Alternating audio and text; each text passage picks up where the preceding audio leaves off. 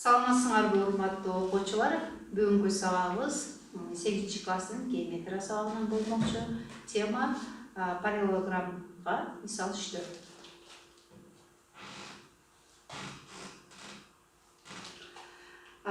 Китептен номер 5 мисалыбызды карасак, параллелограммдын периметри 24 см. Эгерде бир жагы экинчи жагынан 14 сантиметрге узун болсо, параллелограммдын жактарын тапкыла дейт.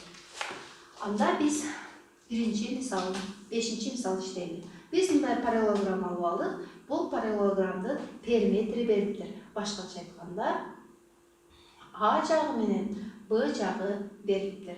Бунун периметри бериптир. Жана А жагын биз X деп белгилесек, бир жагы бекискен. Ал эми ошол эле жагы экинчи жагына 4 сантиметрге узун дейт. Узун дегенде ошобуза, анда А, Б жактарын тапкыла дейт. Чыгарабыз. Бул жактарды кантип эсептейбиз? Чыгарабыз.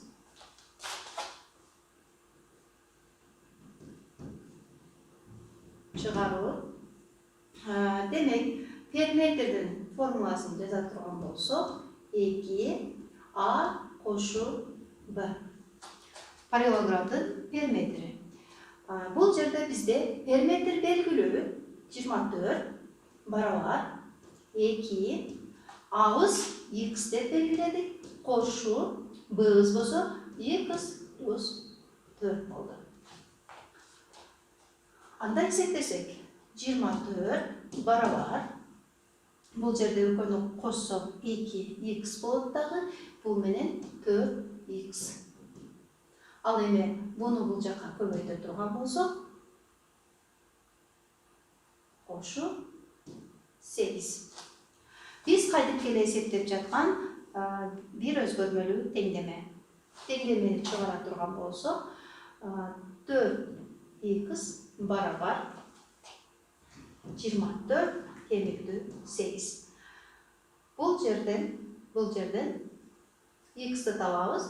4X барабар 24-төн 8 кемисек 16.